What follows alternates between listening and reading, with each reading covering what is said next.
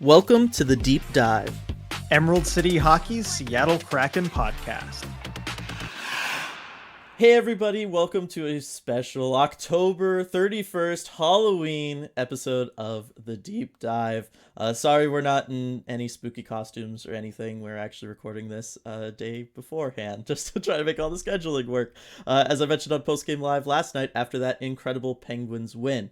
But we're going to get to all the games in just a second. Going to get to breaking down kind of advanced stats-wise where the Kraken are at and everything. And then definitely going to have a conversation about Shane Wright given kind of the new news stories and events that have come out in the last couple days. So definitely going to get to all of that here in just a second on the Deep Dive presented by Queen Anne Beer Hall. But like I said, we're going to start with breaking down this past week of Kraken hockey, RJ. And this is the question I have for you. Was this the best week of Kraken hockey that we've had yet this season?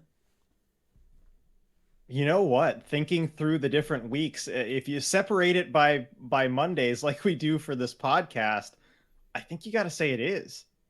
Yeah, I mean, you get the 5-1 win over Buffalo. Yes, you lose to Vancouver. That's rough. But then you get that dominant performance against Pittsburgh last night for us, back on Saturday night for when everybody's listening to this.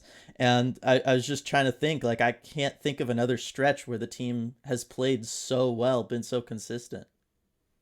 Yeah, I can't either. And especially, with the one loss in there, not having a whole lot of, really bad things to say about it, just kind of, it was a run of the mill loss. So I do think it was a good week for the Kraken. And at the time of this recording, it seems like things are looking up. Yeah, for sure. Can't wait to get to that Penguins game and talk about that all over again because I'm still just so jazzed up about it. But we got to start back with that game against the Sabres. Kraken win 5-1, absolutely shellac the Sabres, who, they were rolling. Like, this was a Buffalo Sabres team that was absolutely rolling. They're still only, or at the time, I think this is at the time they were 4-2, is what it says here on the NHL website, but you limit the Sabres to 16 shots on goal. The Sabres go 0 for 4 on the power play, so the PK picks up some much needed wins there. I'm sure we'll talk about that as this goes on. But it was just an absolutely solid game all the way around. You get depth scoring, everybody's getting involved. Two for 3 on the power play. It was incredible. It was just a great 60-minute all-around effort from the Kraken in that one. And I mean, you can argue the Sabres were a little bit tired at the end of a long road trip, but that's what you're supposed to do to tired teams. And the Kraken just were on top of them the whole game, and you really never got the sense Buffalo was going to get back into it. No, and what's impressive about this one was they were never letting Buffalo do what Buffalo wanted to do. Buffalo was never getting sustained zone time. They were struggling with that the entire time. They couldn't get anything going offensively. They couldn't get to their game. And that's what's impressive to me because, yes, you're taking advantage of a team on the second half of a long road trip. That's certainly beneficial for you. But you're just outplaying another team, and that's never a bad thing. It's always something good to see, and I just think they all got it going. We get first goals of the season for Jamie Alexiak and Morgan Geekie and Daniel Sprong. So you get all these guys, you get Sprong and Geekie into the lineup, get them goals. Jamie Alexiak getting a goal. We'll talk about him scoring a little bit later again. But it was just really, really nice to see those guys all get on the board, and it shows the embarrassment of riches the Kraken have, because I think at the end of this week, we're up to 17 players with a goal now. Yeah, I believe so. It was 16 after that game. Do we have a 17th now? Yeah, because Eberle got his first last night. That's right. Yep, 17 play. Amazing that Eberle was the 17th. I know. Yeah, but up to 17 players with a goal. I believe that's still number one in the NHL. I haven't checked after that one game, but 16 was. And yeah, shows the embarrassment of riches at forward. And man, the fourth line in that game, responsible for 3 of the Kraken goals. They were just on fire. They really hit something there with that Tanev, Geekie, and Sprong line. Exactly. It looks really, really unstoppable. I guess the only thing you could say about it that is a struggle, and this has been surprising, was Morgan Geekie struggling so much in the face-off dot, because that was the real negative takeaway from this game was Buffalo did win 67% of the draws. That's a lot, especially for a game you're dominating in every other facet of. And Morgan Geeky definitely contributing to that with the 11%. Matty Beniers not much better at 29%. Wenberg at 23%. So face off definitely a struggle, not just in this game, but really all week. We've kind of tried to talk about it. I don't know. Short of doing what kind of Ty suggested, right? If he was Hackstall for a day, where you're just spending an entire day doing face-offs, I don't know how this team really gets better at it. And they work on it so much in practice. I think I might have mentioned this either Mm-hmm. during one of the post games or last deep dive, but every single practice afterward, all the centers come together and work on faceoffs for a long time. So if reps aren't the answer, I don't know what is. Yeah, now in the Penguins game, we did see them make a third period adjustment and win, I believe, 6 straight draws there. So hopefully that's the a sign of good things to come. But when it comes to this Buffalo game, I don't know that too much really needs to be said about it. It was just a dominant performance. Yeah, I think that just about sums it up. All right, so let's move on to the Vancouver game because that one was tough. You lose 5-4 to Vancouver. Your Vancouver's first win of the season. They were 0-5-2 going into that game. Now 0-4, I believe, all time against Vancouver. So a regional rival that's never fun to deal with. You certainly want to get that goal in there. But there were still bright spots for the Kraken. You outshoot them 36-19. That's another positive. You're kind of winning that possession battle there. You get another power play goal. Faceoff's a little bit better, still not great. But at the end of the day, it just came down to you weren't able to limit mistakes and you weren't able to kill off penalties. Yeah, I mean, that really is what it came down to, limiting the mistakes. And then, of course, the PK, a real issue there. Started the game as, I believe, the sixth worst in the NHL, finished the game very close to the worst. I kind of kept track of that stat as it was going because the Canucks actually had the worst PK. They'd killed one more penalty off than Kraken would have moved to the worst. But yeah, it just felt like one of those games where if the Kraken were doing the right things and playing the way that we know they're capable of, they win that game. But they just could never get things into shape and find their game. There were a bunch of opportunities to do so, but they just kind of let it keep slipping away from them. The defensive miscues kind of reared their ugly head again. Thatcher Demko had some clutch saves when it mattered, Mm-hmm. but still, he was beatable. He was definitely beatable in that game. They just need to tighten up defensively. Yeah. Thatcher Demko looked very, very leaky early on there. Those first 2 goals, one from Jamie Alexiak getting his second of the season, and then McCann just, I guess that's the other thing we should talk about is McCann's goal streak, kind of just going through. It was what, 4 or 5 games, I believe. 4 games, yeah. 4 games, yeah, absolutely incredible. Good to see he's back and getting going again and getting that depth scoring from that third line because really that was the one line for the Kraken this season that hadn't been scoring too much, but ever since he got the full fishbowl removed, he's just been on fire. Jared McCann, love to see it. Yep. But yeah, defensively there was issues. The big talk after that was Vancouver's this winless team coming into this game. You get into 2 fights early on that puts you down 2 defensemen. And does that help, kind of get Vancouver going? They get an early goal from Ilya Mikheyev. I mean, we talked about it a lot on postgame, but for people who couldn't make that, just kind of your thoughts quickly about how that situation developed and whether or not the Kraken should have found themselves where they found themselves. Yeah, I think it really played into the Canucks' hands. They kind of had a message they wanted to send, and when you're a team coming in off that kind of slump, you're looking to kind of get the game distracted from something besides just the hockey in front of you. We talked about the Adam Larson fight, the first one. He lays a really big hit, and then Tanner Pearson kind of goes after him and tries to fight him. And I think you kind of won me over on that argument that he kind of needs to answer the bell there, and so he does. But then you have JT Miller challenging Carson Soucy to a fight, and still I can't tell what caused that. And it's one where you have to be situationally aware, know that there's already a defenseman in the box, know what the Canucks are trying to do in this game, and just turn down that fight. Yes, you have the opportunity to take JT Miller off the ice for 5 minutes, but you've got to know where those trade-offs lie and that maybe you can't afford another fight there. And then it's a decision that Vince Dunn made shortly afterward when the Kraken had two defensemen in the box already. And a Canucks player was coming in trying to challenge Vince Dunn and would have put the Kraken down half of their defensemen, for almost 5 minutes. And Dunn said, thanks, but no thanks, and skated away. So I just think a little bit better awareness there. Exactly. And yeah, I mean, the the risk you run if Adam Larson doesn't fight Tanner Pearson after laying out the big hit is that things get um, scrappy, to say it in the nicest way possible. You just don't want Vancouver, who are winless. They're already upset and frustrated, and now they feel like you're not you know you're not following the code of the NHL, right? Where if you're challenged after laying somebody out like that, you gotta kind of step up and take that fight. So I have no problems with Adam Larson taking the fight there because I think that saves things from getting worse later. But the Susie decision, that one was a rough one for sure.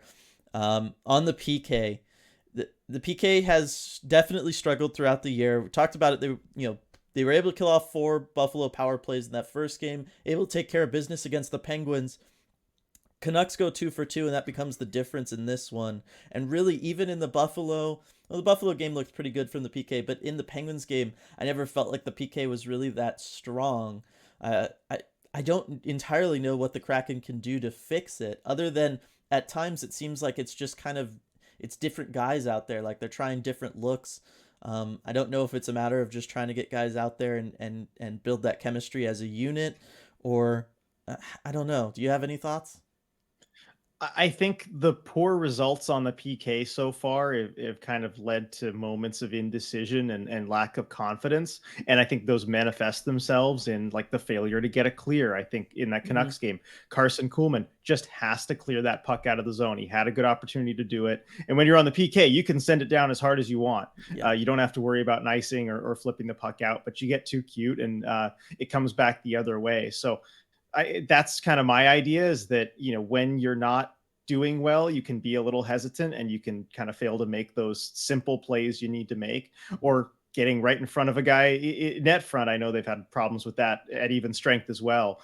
But when you're confident, you kind of get in those right lanes. You're more decisive when you have the puck and you have an opportunity to clear. The PK, it just feels very momentum based. And we saw this last season too, when they kind of made that decision to get more aggressive and think Mm-hmm. less and attack more. And it worked out for them. I think they just need a couple games like the Pittsburgh game, even though it didn't look very good by the eye test. Yeah. Need a couple games where they just don't allow power play goals. And I think that'll help. Exactly, and I think confidence is a good thing to talk about there. I was gonna say it's looked maybe a little more conservative than it used to, and I think that comes from the lack of confidence. They're a little worried about taking chances. I did that PK breakdown after the Buffalo game, and I break it down. And when I talk about as other teams are transitioning from their own defensive zone through the neutral zone into the Kraken zone, the Kraken had been running a 1-1-2, and they were really hyper aggressive with it. That's what they had settled on last season. We saw that to open things up this year from them. And then really, as you look at the Buffalo game, Pittsburgh game, and really this Vancouver game in the middle here, they're not doing the 1-1-2 anymore. It's a 1-3. They're stacking 3 guys at their own blue line who aren't challenging at their blue line, by the way. They're just kind of hanging back there and then all retreating together as like this line, but they're just ceding ground the entire way. And I don't know what that's about. I don't know how that's supposed to service you. You're basically allowing the other team to get established in the zone. You're giving them ice. You're not challenging them. You don't have that extra guy up through the neutral zone harassing somebody as they're trying to receive a pass cleanly from a defenseman. So I think a lot of their problems stem from before the puck is even in their zone. They're just not being nearly as aggressive or nearly as confident as you mentioned. Is there I'm trying to think of other things to talk about from this Vancouver game. I mean, it was a rough night for Martin Jones. It was kind of back to earlier in the season where it felt like started off kind of strong, and then as things get going, just the confidence there kind of erodes. Yeah, it was one of those games for him, and I think his D didn't help him out in other moments, but yeah, Yes. there are certain times where you'd like to have a save, and Dave Haxtell did mention that after the game. Just getting one save here or there could make a big difference, but that's kind of been the story at various points, throughout different Kraken goalies, I was for gonna certain say games like this. that's just the history of the Seattle Kraken if we had to sum it up nice and clean Yep. like that. Yeah, and then otherwise, like you said, tighten things up. Just gotta limit turnovers. Gotta limit just poor decision making, especially defensively. Just rough stuff. But at the end of the day, I did walk away from this Vancouver game feeling like, you know what? It was just like kind of a back and forth hockey game, and you just came out on the wrong side of it. It wasn't like, oh, here's this winless team and they just outclassed us completely. You know what I mean?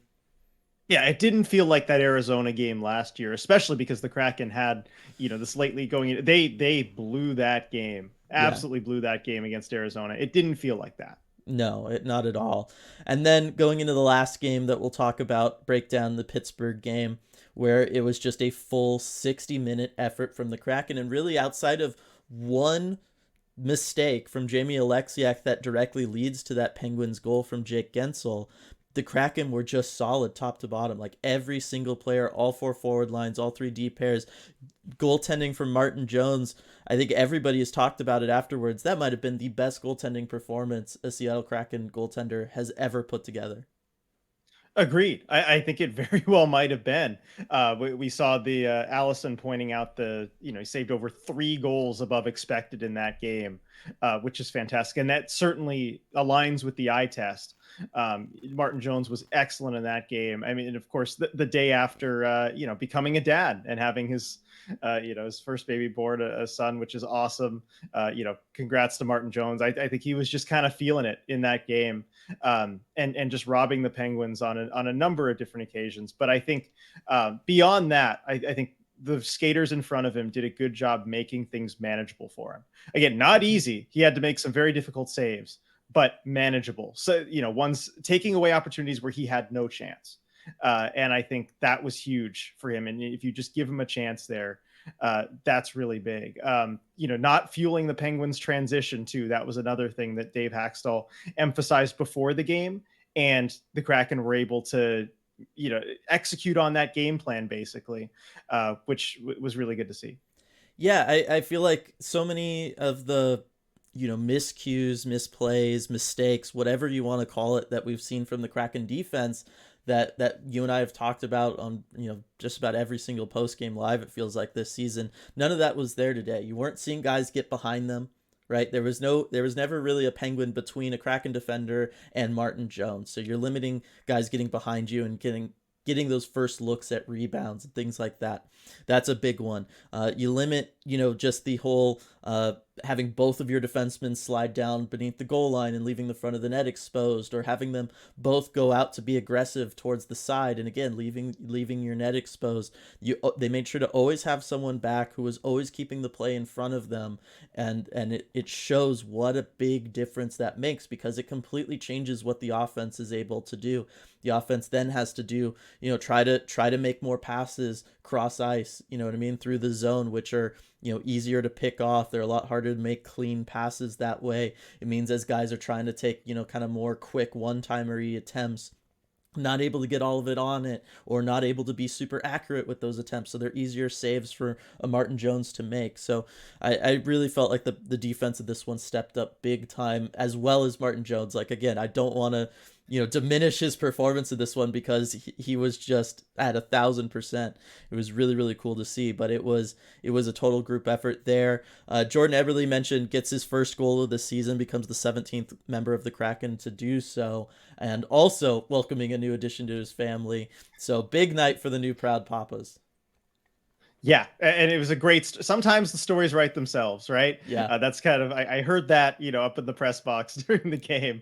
It really felt like that last night. Where you had Eberle and Jones, the two guys that really stepped up, and also, I mean, we have to talk about this the context Yes. with the Eberle goal, because it was a gutsy effort from the Kraken in that second period. You had 2 goals, not one, but 2 goals both disallowed by challenge. The first one offside at the entry. I actually caught that, as it was happening. I was just like, oh, that's probably offside. But the second one was on a high stick earlier in the play, not even part of the scoring sequence. And so you don't really think about it. Okay, Mm-hmm. you've scored after getting one disallowed, and then all of a sudden, wait, why is this being taken off the board? It can be difficult to deal with, but every time the Kraken just came back harder than they were before and just kept pushing. And then I saw on the clock, it looked like 3 seconds later. It must have been more than that. Is like, but very Yeah. soon afterward, I don't know what the official timing was, that they were able to score and break through. Jordan Eberle, how I long don't was it in know. between goals? But, It doesn't say because it doesn't have like the oh, thing the being waved disallowed goal. off. Yeah, Yeah. it doesn't. Okay. Yeah. Yeah, fair enough. So I But can't still, see. right Yeah. away, I was still typing the second goal Yeah. disallowed tweet. So I missed the goal live. Yeah. It But yeah, was incredible response. it was so fast that the TV cameras were still talking about the disallowed goal. They had a graphic and they were showing other things, and then they cut back to play, and the play, what becomes the scoring play has already started to develop. It was so fast. You know what I mean? Like face off happens and they're just right back to it.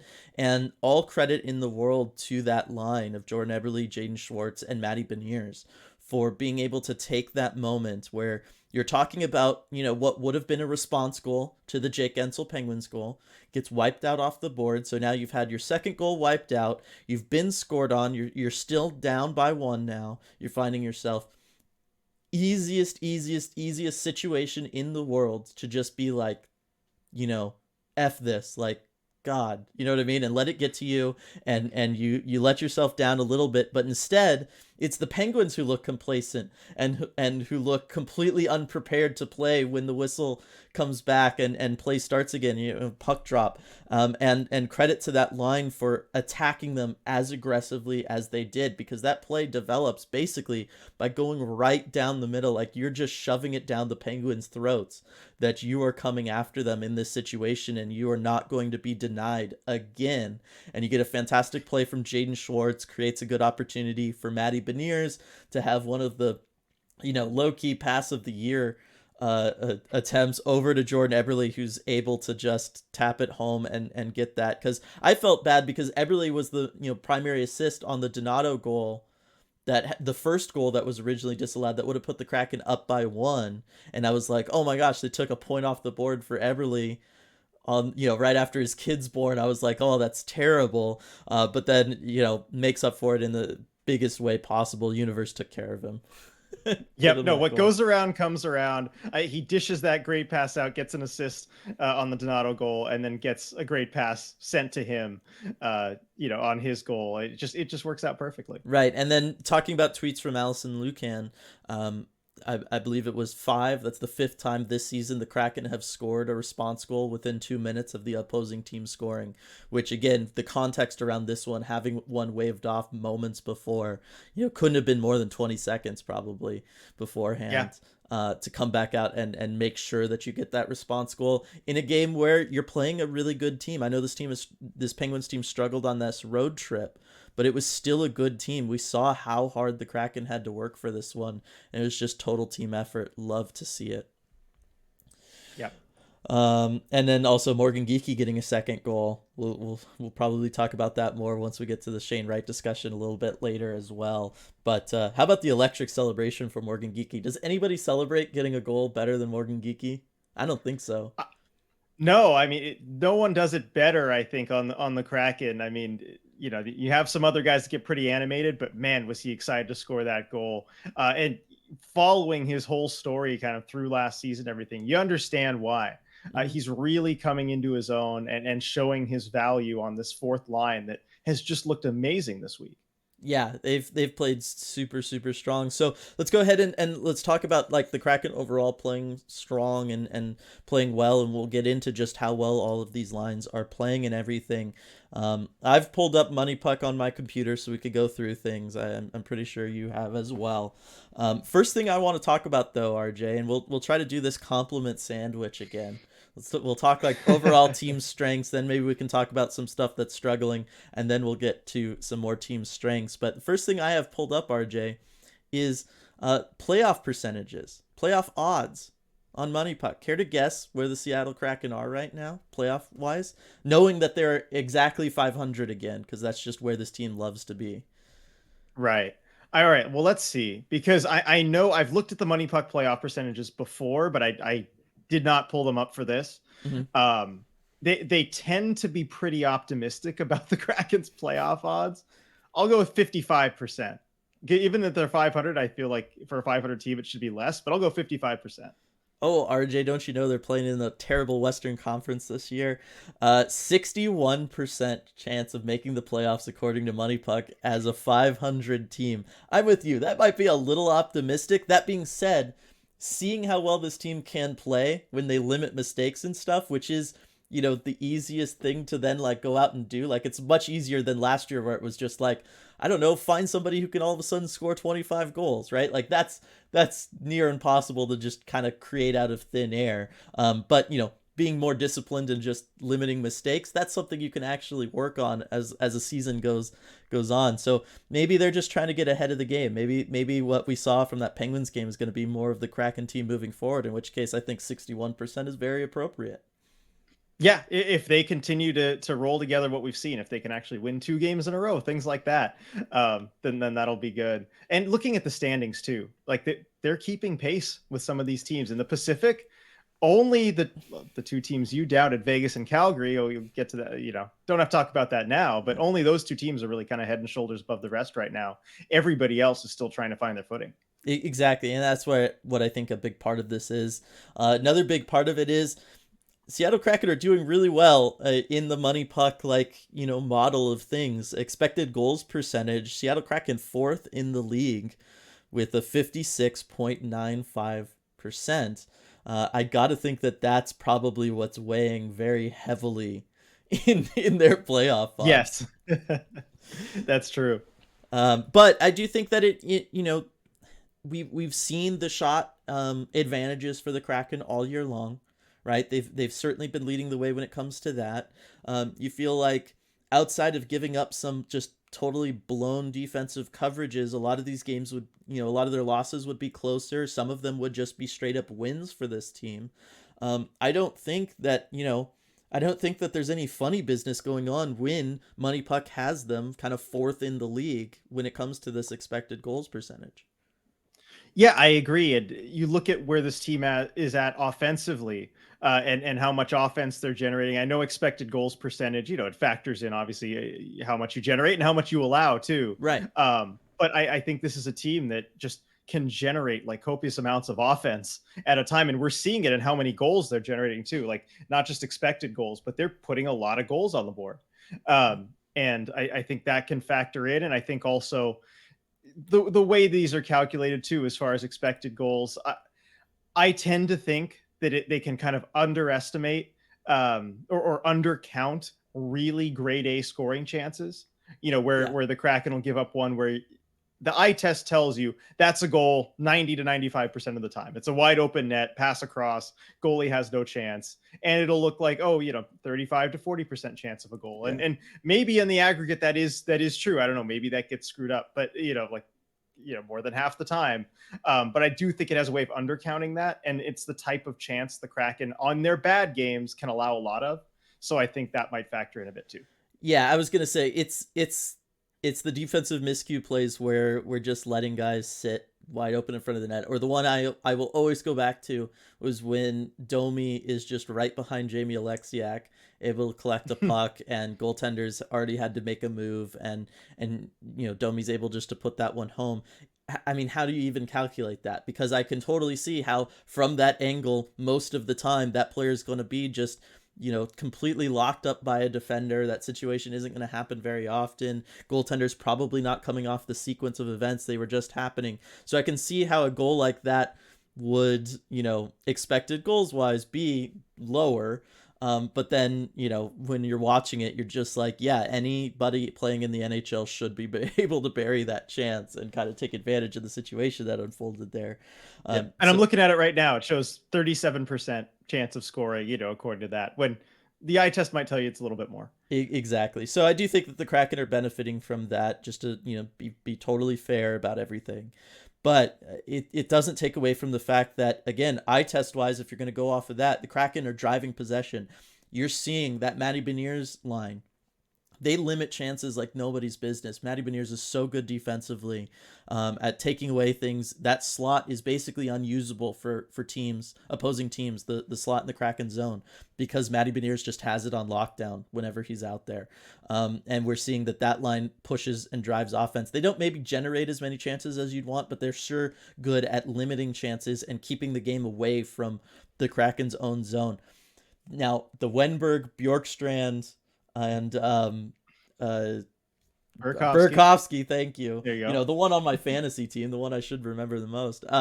That line has been generating chances like crazy, and we'll get into the line breakdown as the second half of the compliment sandwich. But that line's been generating chances. We talked about the fourth line. Almost every single game this season, I've felt like the Kraken's fourth line has outclassed the opposing team's fourth line and spent 85% of the time in the opposing team's zone. It's good to see that. And then just this week, I felt like Yanni Gourde has kind of gotten back into the swing of things in that third line. I know McCann has obviously been going off. We talk about the 4-game goal streak, but I felt like we're finally starting to see that kind of driving of possession and sustained offensive chances from that third line, getting them going this week, which makes this Kraken team so scary to play against. It does, and you have four lines that I think all kind of make sense now, and they all know their role, and I think they all have different roles. We talked about this, with kind of the Beniers line that knows it's a little bit more defensive, but they still bring some scoring punch. The Wenberg line that's offense, the Gourde line that takes the really tough assignments, and then the fourth line that's just a matchup nightmare for any team that doesn't have crazy depth, and it just all works out really well. Exactly. It's just night and day from last season, RJ. I'm so happy. I'm so I happy know. about it. The games are infinitely better, and you feel like the Kraken have a chance every time now. And that was something that we missed last season, especially as it kept going. That was kind of the theme of those post game lives afterwards. Was it just we would talk about it, we'd dissect the loss, we'd all help each other out, pick each other up, but at the same time, there was that acknowledgement of it just at some point you just felt like you knew what was going to happen, and then it happened. And I feel like this season we don't have that. Like, you feel like the Kraken are in these games till the very end. They were in that Vancouver game until the final buzzer win, and that's all I could have ever hoped for going through this past off season. So really happy about that. Now to talk about the struggles, RJ, because there have been struggles. We've been talking about the defensive struggles this whole time.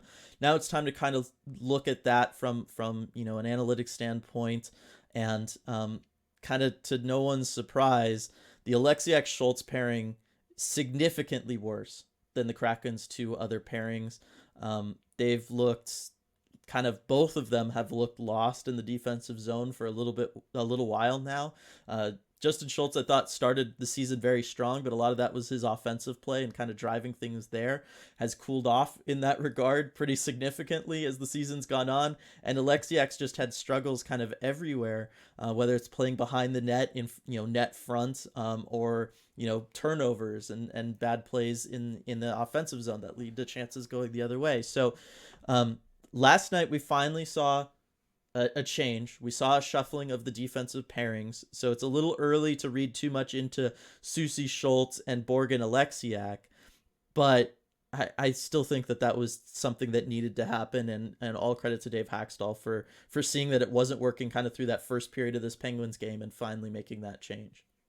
Yeah, and I think Dave Haxtell deserves some credit, but I'm going to actually kind of pass credit on a little bit further here, because I did ask Dave Haxtell about kind of the D pairs being consistent, at least to start games. Right. For instance, the start of the season. And, he gave me, I think, a pretty good answer about, that being beneficial, obviously, as far as building chemistry. But one thing he did mention was that he's kind of given Jay Leach free reign mid game to switch up some of the D pairings and switch some things up, and pointed out that, yeah, we have been doing that situationally. And I think we saw another instance of that last night, where Dave Haxtell, he's got to kind of generally coach the whole game, and this is what you want to see an assistant coach doing. Jay Leach, I mean, we've heard great things about him Mm-hmm. since the very start, with Seattle. He's very good coach of the defense. The players love him, and I think he's able to kind of gauge this mid game, be like, okay, look, something isn't working here. And I think it was probably him who made that change to the D pairs, and it came out really beneficial. When you just see that Alexiak does not have it going tonight, let's change something up, and it had a really good result in that game. Yeah, it did, and it was something that worked. And I want to talk about what they actually did there, because Vince Dunn kind of also had struggles to start the season, but I felt like has really kind of turned things around and put up some really solid games this last week or so. So I like the leaving of the Dunn Larson pair alone. You leave your top pairing alone. They're actually doing pretty good, 60.1% when it comes to the expected goals and driving possession. So things are pretty solid there. You don't totally need to touch it. Um, I know it must have been hard to break up Susie Borgen on for multiple reasons, but the bottom line was the Alexiak Schultz pairing needed to be broken up. Things needed to change there, and what we saw was Alexiak going down to play with Will Borgen, and Carson Susie coming up onto the second pairing to play with Justin Schultz. And I felt like they both just played better. It's clear that Schultz and Susie need more time together to find their chemistry, know where each other likes to be, especially when it comes to like breaking out of the Kraken's defensive zone. I felt like that was a little messy last night, but it's something that will get better with time. But what I did like what I was seeing from the Alexiak Borgen thing, and we talked about this on Post Game Live. You have just Will Borgen, who's full of gumption and willing to just go out there and hit anybody and try to make a play and play super aggressive, pressure shooters, all of that great stuff. And then, I'll let you talk about kind of what Alexiak can bring and what he was bringing last night post change, but it complements that play really well. Yeah, it does. And like you mentioned, Borgen out there, trying to make all the plays, and so strong too. And Alexiak, a little bit more conservative, a little bit more reserved, but he's got that reach. Mm-hmm. And that's something that really helped, kind of focusing on getting in the passing lanes, being in the right spots. And especially after making a big mistake like that directly leads to a Penguins goal, just trying to settle down and focus on the fundamentals of his game while Borgen goes out and does his thing. I think it worked really well as a D pair. Exactly. So I'm curious to see if we see these D pairs on Tuesday, or if this was just kind of to get through the Penguins game. It's going to be interesting. Will be interesting to see practices and stuff. What goes on. I do know if you are on Money Puck, those two pairings are on there just because guys have been like on the ice with each other, but it's very very limited minutes. I know like the numbers for these lines are atrocious, but without the two last periods of that Penguins game, you're talking about situations where guys are just trying to like make changes on the fly. Who knows what's going on in those situations? I'm not willing to read too much into what the numbers are saying for them quite yet. But the fact that you did have a Susie Borgen pairing above 60%, Dunn Larson pairing above 60% when it comes to driving expected goals. Yes, we talked about the limitations of that. It does show that the one mistake that those players would make in a game, how costly that was, because they were playing so well otherwise. But every game, if you have each of those pairings make one mistake each, and all three of those mistakes lead to a goal, that's how you find yourself in these close, tough games. And that's kind of what we were seeing through the Chicago type games or the Vancouver game, where the Kraken have the offense to keep up to a point, but there's a limit for every offense. And I think both of those were 5-4 losses. If you just two of those pairings change and make better decisions, those games don't come anywhere close to being losses for this team. So interesting to see what continues there. Shifting over to talk about the offensive lines now. RJ, because yesterday before this Penguins game, I had tweeted because Monty Puck had sent out some things, and I had quote tweeted them, and one of them was forward lines throughout the NHL sorted by expected goals percentage, and at fifth in the NHL you had the Schwartz, Beniers, Eberle line, and at seventh in the NHL you had the Burakovsky, Wenberg, Bjorkstrand line, and that felt very much in line with what I was seeing, especially when you look at the numbers there that they had, which was that, the Burakovsky, Bjorkstrand, Wenberg line was generating a lot more chances. And really what was driving things for the Beniers line was the limitation of chances going the other way. And we already kind of touched on that, but I thought that was, it was a little surprising at first, but putting just a tiny bit of thought into it, it made a lot of sense. Right, and the eye test kind of backs that as far as what we've seen. I mean, we haven't really looked at the rest of the NHL as closely as we have the Kraken, obviously, because we cover the Kraken. But to see where they rank, it I guess wasn't all that surprising when you really think about it.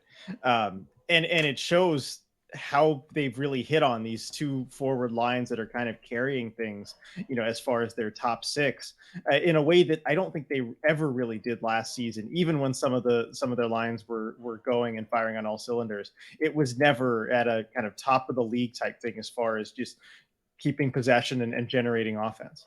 Yeah, exactly. So really, really happy with what we've seen from them. I do believe they took a hit. We were talking kind of right before we played. They're not fifth and seventh anymore after this Penguins game, which again shows another kind of limitation to doing this. Small sample sizes, right? One Yep. game right now can have a drastic swing one direction or the other. As the season continues, though, that won't be the case.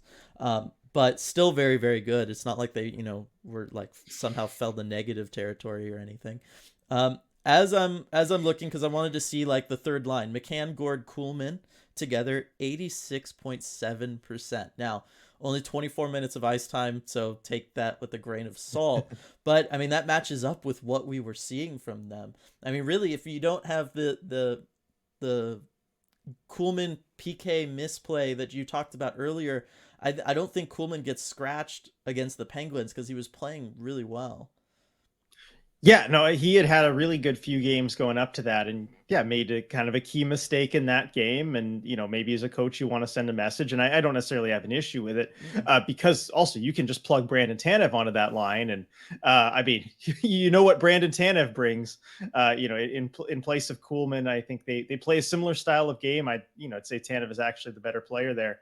I'm looking for the if we have We have numbers on McCann, yes, Gord, Tanev. yes. It's actually because I have it limited by like 20 minutes of ice time. There's actually almost Okay, 33 minutes of them together, and it's the worst performing Kraken offensive line, interesting. Huh. 48.1%. So it's almost double production from McCann, Gord, Kuhlman as from McCann, Gord, Tanev, which is interesting.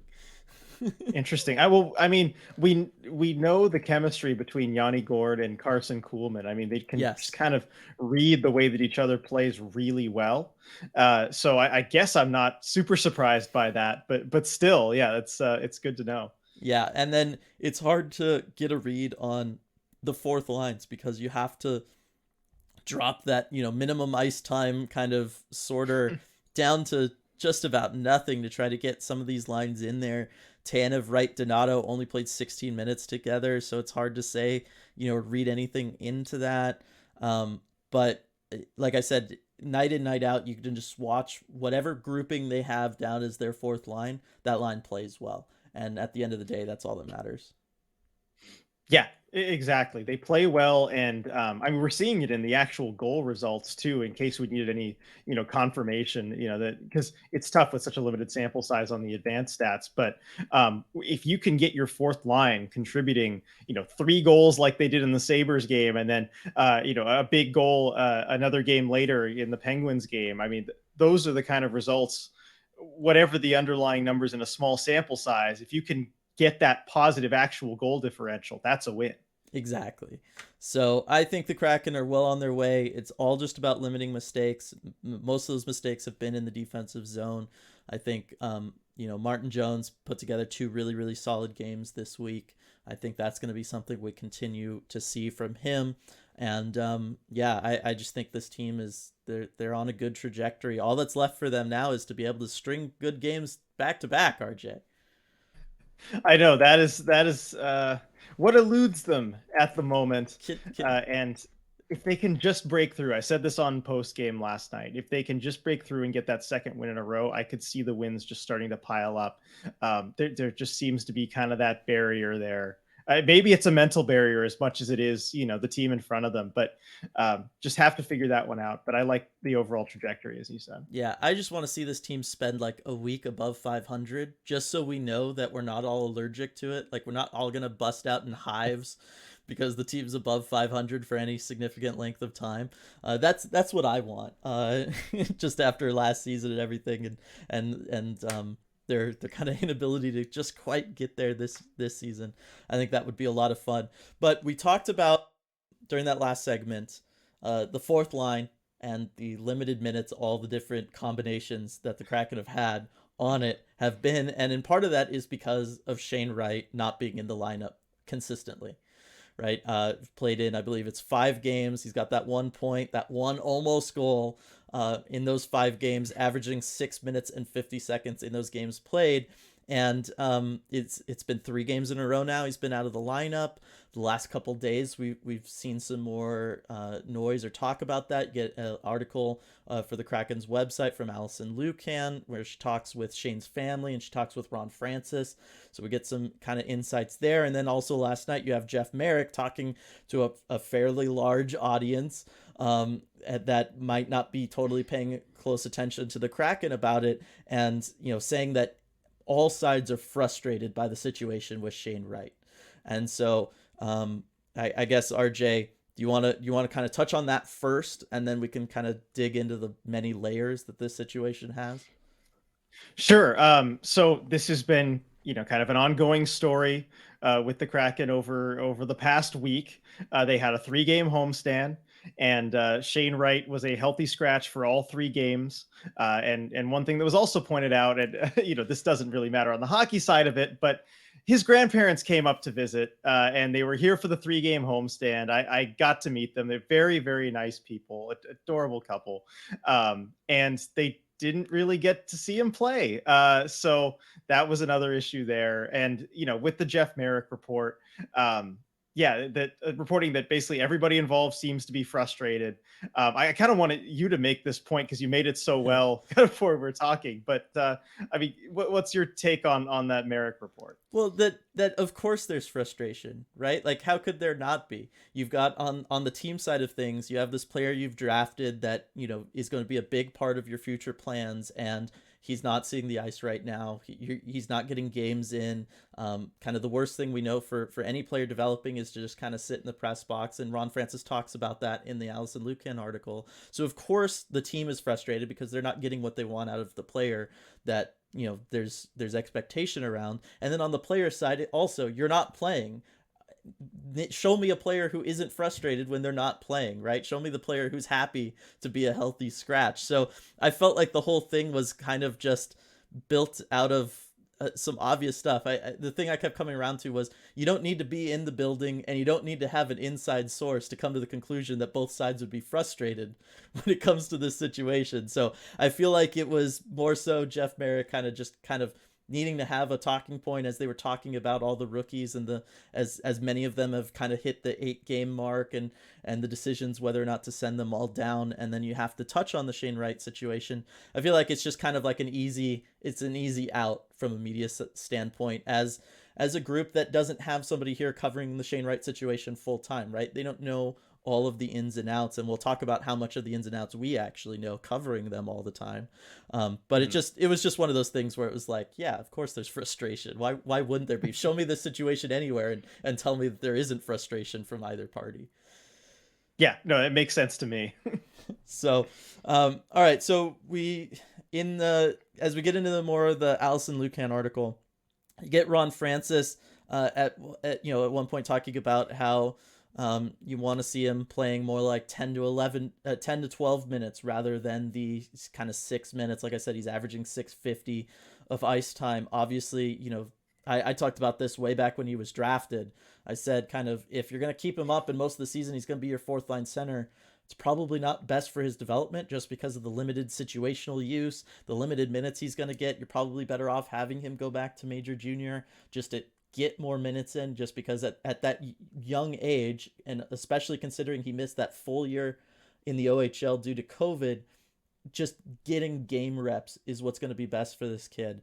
And I've come off of that a little bit just because I feel like, is him beating up on lesser skilled players in the CHL necessarily the best thing for his overall development? Will that actually help him make a adjustment to the NHL game next season easier? Will it make it easier? I don't know. You get Ron Francis kind of musing and asking the question of, and if Shane Wright's in a Memorial Cup kind of run situation in the CHL, is that maybe a better situation going on? And that's again something I talked about the first night he was scratched. The idea popped into my mind of, well, maybe they just don't want him going to Kingston. Like maybe they just want him in a different situation. Maybe send him over to Hamilton, play with Ryan Winterton, your other prospect, right? They had a Memorial Cup run last year with Winterton and Mason McTavish. Maybe you have Shane Wright go and kind of do that, fill the Mason McTavish void in a Hamilton kind of. I don't know. What are your thoughts on that kind of situation, RJ, and that kind of Ron Francis quote from the article?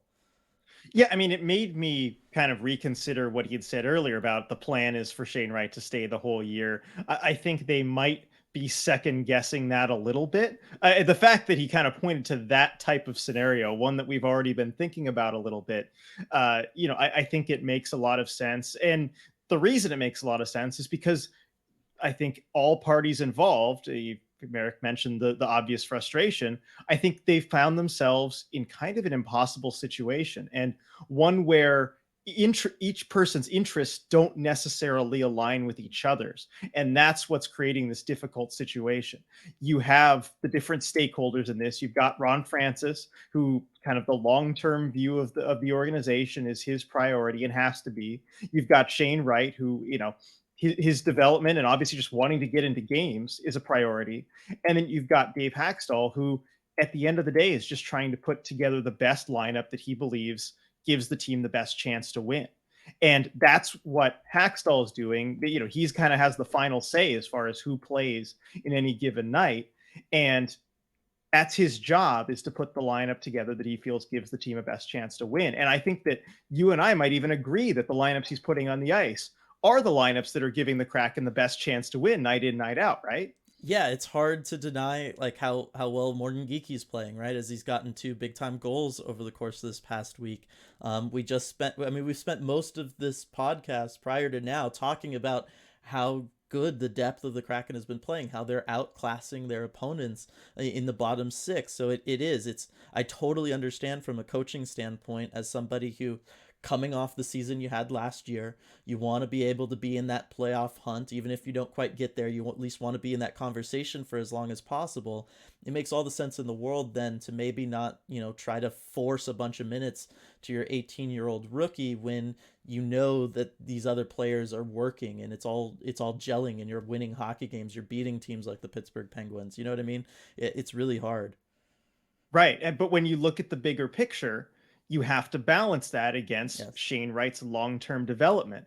And you could make a good argument that Shane Wright's long-term development actually means more to this organization than wins right now. Mm-hmm.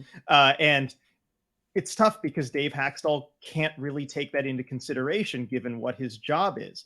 The GM can take that into consideration. And I suppose you could have the GM come in and step in and be like, okay, yeah, I know this might lead to less wins now, but the long-term view is more important. You kind of have to play this player. But I think that's a really bad situation. I don't think you ever want that in an organization, really, where you have the GM stepping in and telling the coach who he can and can't play. So it just kind of creates this impossible situation for everyone involved. And then on top of it, you've got the junior team not being the ideal destination for him. And it feels like everyone's kind of stuck.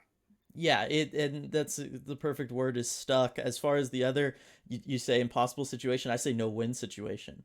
Because like if you're Dave Haxtell in this situation and the GM is saying, "Hey, play this guy, play this guy, play this guy," but at the same time you're looking around and you and I know, right? We're doing these post-game lives after every single Kraken game. All through last season we were hearing it.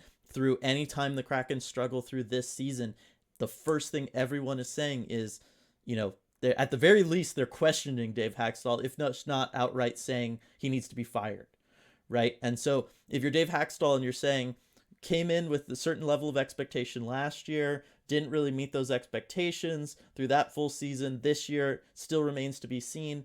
I understand the idea of, in a way, he is coaching for his job. His job is performance results driven, as everybody's in sports is. And so he's in this no-win situation unless you have just absolute assurances from ownership, from management, from everybody that, hey, no matter what happens this year, as long as we're playing right and we develop him, your job is safe, which I don't know that they would give him, because it seems kind of nuts to give that to any coach if you're in that situation. Then you can't take that as a guarantee. You have to do what is best for the club day to day, which has been what he's doing. And if you're Ron Francis, it's a no-win situation, because if you truly feel that sending him back to the OHL is not what's best for him, you're worried about him forming bad habits or not being able to get, play against tough enough competition to really kind of take that next step, whatever it is that you're worried about. But at the same time, you're understanding of the fact that, hey, I can't force him into the lineup here, right? Like I can't just take control of this team, become, you know what I mean?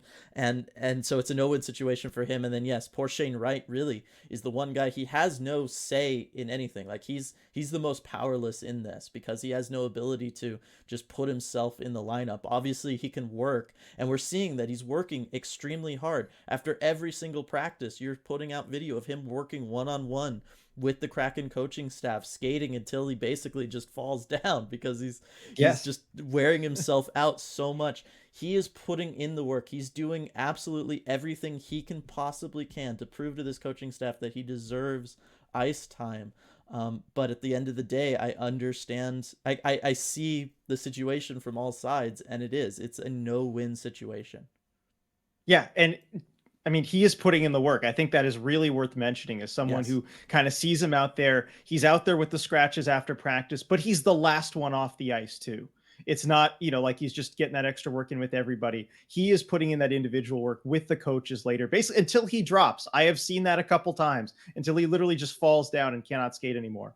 He's putting in that work, but due to factors outside his control, he hasn't been given a chance to prove himself. And I think that's something that's also worth mentioning too, that when you get into 5 games out of 10 and you're averaging less than 7 minutes of ice time, that's not a fair opportunity to prove himself. And I know we haven't seen enough from him to say, look, he's a difference maker. He's somebody who kind of deserves to be in the lineup if you're just trying to win games. But I think for a player like that, you need at least 10 to 12 minutes, like Ron Francis said, just to be able to know, not just, to prove to the coach and the GM, but for yourself to know if you can hang at this level. And that's, I think, another difficult part of this situation. Even if you were to just find a good junior team for him and send him down, I think that's something that could be difficult for his confidence, because he hasn't really had that fair opportunity to kind of fail at the NHL level and show that, maybe you should be sent down. If he gets, 12 to 15 minutes or so for a few games and look, he's just maybe not the most effective player, then you can send him back without any kind of hard feelings, and he realizes where he needs to improve. And he can kind of rationalize that too, as far as why he's being sent down and why he can't stick at the NHL level. But right now, again, I don't know what's going through his mind, but I think it would be easy to think, look, I just haven't been given a fair shake yet. I do belong here, but I haven't had the chance to prove myself. Yeah, I 1,000% agree. And it's so stark when you look at, 5 games out of 10, 650 of ice time. I mean, that's like the dying days of the enforcer, what they were getting, right, RJ? Yeah, like that's it's a step below fourth line ice time. right, because what we're seeing is game by game. This is what I want to see. I forget the actual number of time on ice. I want to see him actually take every shift that the fourth line takes, because what we've seen through those 5 games is that he takes every other shift, or sometimes every third shift. The fourth line goes out there, they're rotating a different center in, playing with them. And that's just something that you can't do. Like, he needs to be No, out there with his guys, building confidence, building chemistry with his line mates. Like, that is the only way you're going to be able to get an accurate read on him. And so I don't know, at this point we can kind of transition into what we think it would take to get him in the lineup. I mean, for me, I kind of just got the feeling, just because there's so much noise around it, and I mentioned this briefly on Post Game Live last night, maybe we see him in the next game just because of that. But I don't know. Like, is it going to take a losing streak to get him in there? it might. I think it might take a losing streak. I thought the loss against the Canucks would be enough to Yeah. get him into the lineup. I know it's not a losing streak, but maybe that is what it'll take, is multiple losses where you feel you have to shake something up. Honestly, at this point, I feel like it's just injuries. It Yeah. might just take injuries, and obviously, you never want that to happen. So I don't know what it's going to take at this point. If he didn't get in for this Penguins game, and it's tough because Hackstall, he's making this, I guess you could call it a bold decision not to put Wright in the lineup, given all the noise around everything. And I almost want to, kind of give him some credit there for sticking to his guns, because it's paying off. Like, you look at the Penguins game, it was the most complete effort the team has had all season. And it was a game where, I think he was very roundly criticized that morning for not putting Shane Wright in the lineup. And when you're getting those positive results, in terms of a win in a convincing game, I think as a coach, just to get to that position as a coach, you have to kind of be able to insulate yourself from that outside noise. And so I don't know what it's going to take. Yeah, and then I guess the last thing to talk about, just because we've seen this pop up, and I'm sure people are talking about it everywhere when they consider the situation, is the idea of, are you completely married to the idea of him having to play center? Do you move him to the wing because that gets it a little easier to get him in the lineup? We've seen, Hackstall. I mean, we just talked about it earlier. Carson Kuhlman coming out for this Penguins game. Donato kind of subbing in there. Do we think that the ice time would be easier to come by if he's playing on the wing, kind of less responsibilities? You don't have kind of that two-way responsibility in the same way that if he's playing center. I mean, kind of your thoughts on that. I think the ice time would be a little bit easier to come by if no injuries happen. I still I don't know know. how you're looking at, like, a Kuhlman. Maybe he gets in over a Ryan Donato on the fourth line, and even then maybe he doesn't get a ton of ice time. So I don't know that makes things a whole lot better, really. But it would be a little easier to come by, and I think maybe that's a solution here when you're talking about the alternatives of sending him back to junior, or gosh, even it's like sending him to Europe, whatever. When you're Right. talking about those alternatives, maybe moving him to wing seems like a less extreme option, but I still think it's something the team would prefer not to do. Right, and Europe is the only other option, and I could see an argument to be made for it, because he'd be playing against men, he'd be playing against better competition night in night out than he would probably in the OHL. So it would be a good development thing, but I think the Kraken want him in house. They want him around their NHL team. They want to get him used to the NHL lifestyle. That's the other big part of that Allison Lucan article, is just the fact that this is a kid who's never lived on his own, had to live on his own before. He's 18, right?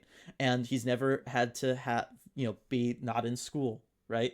Like you've always had all these things. Think of where you're at 18 years old, and now imagine being put in the situation that Shane Wright's in. There's a lot going on there, and then to just be like, hey, would you consider moving to a different continent?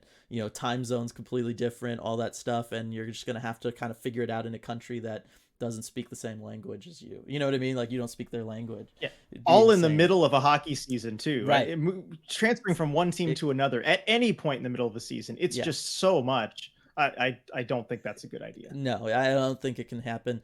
As far as him playing on the wing, the one thing I would be concerned about is if the whole idea is that he is you're doing the long term plan, and the long term plan says, hey, at some point this guy's going to be our number 2 center behind Matty Beniers, and that's going to be our pillars that we build around for the next decade plus.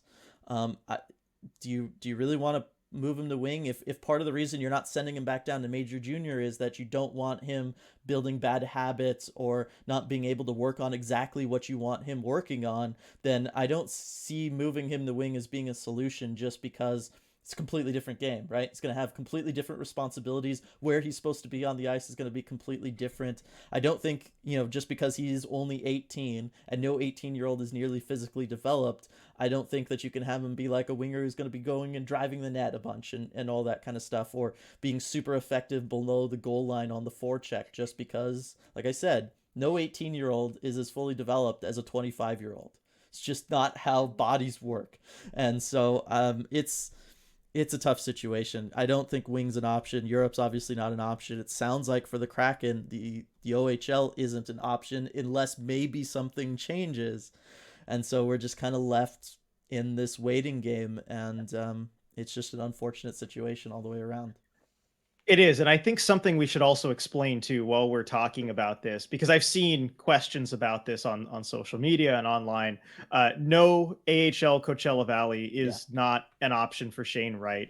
There's an agreement between the NHL and the CHL as far as junior teams. So if you're under 20, you can't play in the AHL. It's, NHL, OHL, or Europe basically are the different options. But I just wanted to clarify that, because I know there were a lot of people asking, well, why don't they just send him to Coachella Valley? Which I do think would be the perfect development situation for him. 1,000%, which, we could have a whole other like hour-long discussion about that idea. You know what I mean? A whole separate podcast about the idea of should, first round picks, or should there be like almost an exceptional player status situation, something Shane Wright's very familiar with, where you can apply to kind of get waived into the AHL. Now, I can't imagine the Canadian Hockey League being okay with this in any shape or form, because those are the kinds of guys that they want around, right? They're best players essentially, right?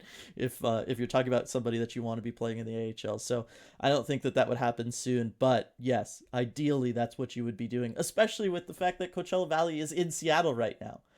They're using the same facilities. You're playing in the same arena. You're getting that NHL lifestyle experience. He could be living in the same, apartment or wherever he's at. He could still be having all of that until the team, kind of gets set up down in Coachella Valley in December. So oh my gosh, it would just be so perfect. But of course, that's, the perfect solution is the one solution the Kraken don't have available to them.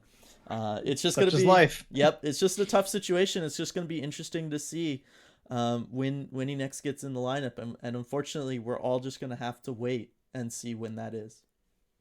Yep, we'll keep an eye on it. We'll keep watching, and hopefully we see him at some point. Yep. And so on that kind of a downer note, I guess we'll end this episode of the Deep Dive podcast. Thanks everybody so much for joining us for this one. Big shout out once again to Queen Anne Beer Hall for sponsoring this, as they do every week. Awesome. Kraken gonna be coming up on a road trip. Great place to go watch those road games. Queen Anne Beer Hall. Go check it out there. It's an interesting situation with Shane Wright, but again, Kraken, best week of the season so far for them. Beat up on a good Buffalo team, beat up on a good Penguins team, get some momentum rolling. Everybody's looking good. You got all four lines moving. Got to see a defensive shakeup. We get to see how that looks. Martin Jones is looking lights out. Like, there is lots of good stuff to be happy about when it comes to this team. Yeah, absolutely. Way to place that nice top bun on the compliment sandwich of this podcast. Looking good. Sprinkle some sesame seeds on it. I think you put us out on a good note there. Exactly. So before I get us into trouble or say anything else, going to go ahead and end it there. Thanks so much for joining us, everybody. We will see you all next time.